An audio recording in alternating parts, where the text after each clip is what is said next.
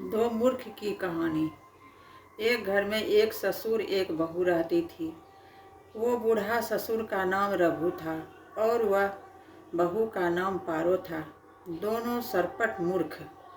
रघु दरवाजे पर सोता था और कुछ खाली जगह में साग सब्जी उगा लेता था। उस बाड़ी झाड़ी में एक अलान पर खीरा का झाड़ था, उसमें खीरा फड़ा हुआ था। एक दिन पारो उपवास में थी। उसे नींद चैन नहीं हो रहा था।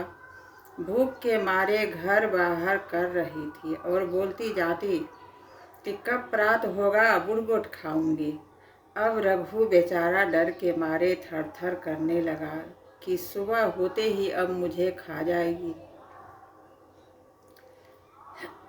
बेचारा रात भर सोया नहीं। सुबह हुआ, पारो दरवाजे पर गई, लती से खीरा तोड़ ली। रघु थर थर कांप रहा था। यह देख पारो बोली, बाबूजी आप कांप क्यों रहे हो?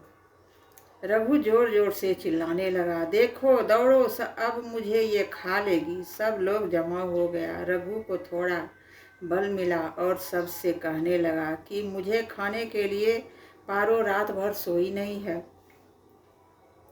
तब पारो बोली, मैं राक्षस नहीं हूँ जो आपको खाऊंगी, मैं तो ये खीरे की बात कर रही थी।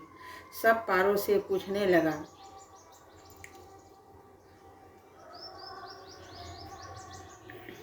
तुम खीरा क्यों नहीं बोलती थी, बुड़गोट क्यों बोलती थी? तब पारो बोली, मेरे पति का नाम खीरा था, इसलिए मैं खीरा नहीं बोलती थी। है ना ये मूर्खों वाली कहानी।